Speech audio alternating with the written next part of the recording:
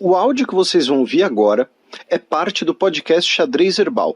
Caso vocês queiram ouvir mais sobre esse assunto e outros temas de política internacional, é só ir em xadrezverbal.com. Bem, e aproveitando o gancho, já que Felipe falou aí do Nobel de Economia, vamos para a coluna da professora Vivian Almeida. Caíste en desgracia, el que siempre acompañaba tus momentos de viudez.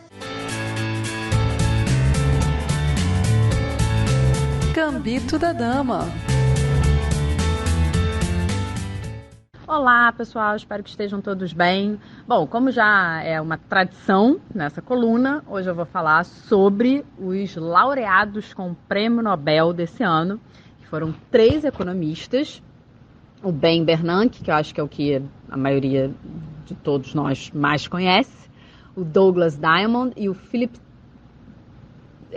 Eu vou não arriscar falar o sobrenome dele, peço perdão. De qualquer forma, isso não compromete a análise, que hoje vai falar um pouquinho sobre a importância da obra deles e como que o que é interessante a gente ver o que parece absolutamente óbvio hoje vem a partir da interação entre a observação da realidade, a volta para a academia e esse pêndulo teoria e prática que constitui o avanço das ciências e, no nosso caso, das ciências sociais aplicadas como a economia. Especialmente o Ben Bernanke, ele ganha o Prêmio Nobel em função de um trabalho que ele publicou na década de 1980, em que ele consegue fazer uma espécie de análise microscópica da crise de 1929, que até então, né, quando a gente pensa sobre 2022, a crise de 1929 ela continua intensa, mas temos um momento histórico tão cheio das adrenalinas que até perde um pouco de relevância. Mas, por muito tempo, a crise de 1929, pelo menos até 2008, foi considerada a grande crise econômica do nosso tempo e enseja uma série de análises e investigações sobre o determinante. Aliás, isso eu gostaria de fazer aqui um adendo, de que essa é um tipo de raciocínio muito caro à lógica econômica. A gente tem muito a ideia de como que a gente cria diagnósticos e prognósticos para entender os problemas, porque é claro que quando você vê a observação de um movimento econômico, de uma interação econômica, você pode extrair uma série de análises, mas a gente vai tentando, de alguma forma, esmiuçar as causas e as consequências, em grande medida, inclusive para ter uma previsibilidade e tentar coibir novas crises. Fechado esse adendo, voltando aqui para o texto do Bernanke, que foi um dos laureados do Prêmio Nobel, o que ele tenta explicar, e fazendo um levantamento histórico e a época, né, a profusão da análise estatística para o entendimento da economia, a ideia de que o sistema bancário aprofunda a crise de 1929. Tentar explicar um pouco melhor. A crise é aquele descolamento entre o lado real e o lado monetário da economia, né? Então você tem um excesso ali da venda de ativos e da ida ao mercado monetário para financiar, de alguma forma, o lado real, ele descasa e por que isso é importante a gente pensar no descasamento? Assim, uma das identidades mais básicas e mais fundamentais da economia, né, é a ideia de que S é igual a I, a poupança é igual a investimento. Ou seja, para que você possa ter uma economia pujante, investimentos produtivos, né, porque investimento produtivo é o tipo de crescimento que a gente quer dentro da economia, você precisa de poupança. E para que você precise de poupança, você precisa de um sistema bancário que garanta que os indivíduos terão como guardar os seus dinheiros, né? Terão como, de alguma forma, transformar aquele acúmulo de poupança, rentabilizar aquela poupança, mas, fundamentalmente, tenham a garantia de que, se precisarem daquele dinheiro estará lá. Quando você tem, num primeiro momento, esse descasamento entre o que está financiando o lado real e o efetivo crescimento do lado real, você já tem uma preocupação, você já tem um colapso. Mas, em tese, isso pode não necessariamente se traduzir numa hecatombe econômica. Se traduz numa hecatombe econômica em 1929, quando você tem uma corrida e você não tem como garantir que as pessoas tenham acesso ao dinheiro que lá estava previsto. E aí você não tem mais como arcar com o financiamento desse investimento produtivo. Então, esse é o diagnóstico que o Ben Bernanke faz. E, de alguma forma, por que eu falei que é óbvio? Porque hoje todo mundo conhece, por exemplo, a ideia do spread bancário.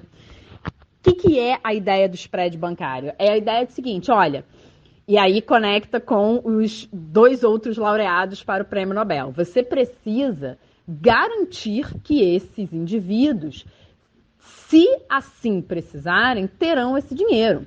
Então, uma ideia de você acomodar as crises econômicas é, de alguma forma, as instituições atuarem no sentido de garantir.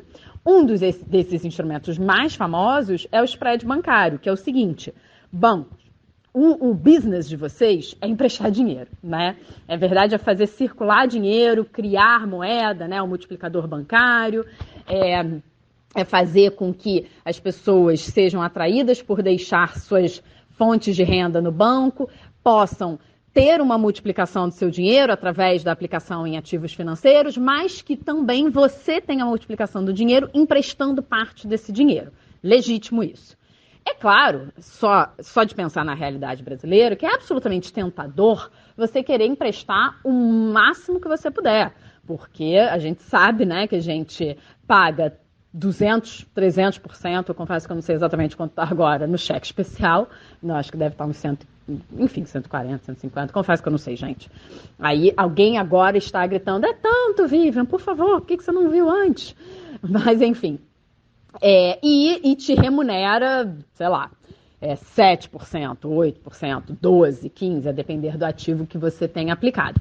Essa diferença é absolutamente tentadora para que, de alguma forma, os bancos prestar absolutamente tudo que possam.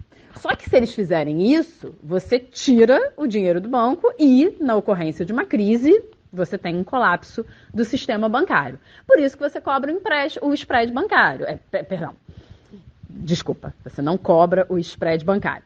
Você cobra o recolhimento compulsório. O spread é essa diferença. É a diferença entre o dinheiro que o banco te remunera e o dinheiro que ele te cobra de taxa de juros. E ele faz isso no recolhimento compulsório, que é o seguinte, deixa uma parte aqui do seu dinheiro para que você não tenha a tentação de emprestar tudo. Então, inclusive, isso é até política monetária de algumas autoridades monetárias. Então, quando o Banco Central quer enxugar moeda da economia, quer tirar a moeda da economia, ele aumenta o recolhimento compulsório, ou o que a gente chama de taxa de redesconto, que é a taxa que o próprio Banco Central cobra para os bancos comerciais para que consigam arcar com recolhimento compulsório, que não necessariamente eles conseguem, né, todos os dias. Então, esse diagnóstico que, de novo, hoje para a gente parece muito natural, muito óbvio, essa ideia de que mesmo crises que não necessariamente nasçam no sistema bancário podem, por ele, ser aprofundado, é o fundamento, principalmente da obra do Bernanke, que foi um dos laureados no Prêmio Nobel desse ano. Bom, pessoal, essa é aquela coluna super direta, né? Né? É um assunto que ele anda em linha reta. Mas eu sempre gosto de fazer essa coluna porque o Prêmio Nobel é, obviamente, uma condecoração pelos serviços prestados, né, à comunidade científica, mas esse ano eu acho que tem um elemento muito importante para a gente pensar. Eu falei na semana passada sobre o Prêmio Nobel e estou falando esse ano também, que é uma característica, no caso da economia, de uma aproximação muito grande, assim, um estreitamento entre o hiato que tipicamente acontece, e esse hiato pode ser perene ou apenas temporal, entre academia e prática, né? O Bernanke foi um dos presidentes do Fed e e trouxe e fez muito essa ponte entre o raciocínio acadêmico, essa ideia que a academia ela está sempre com o pescocinho um pouco para frente, né? Ou então ela avançou um pouco e olha e vira um pouquinho para olhar de um ponto à frente para a sociedade que ficou um pouquinho para trás, né? Assim, não é pretensiosa essa frase, mas é a ideia de que alguém que tá, como eu gosto de fazer a caricatura, na antessala, tá observando fenômenos e tá pensando em como raciocinar.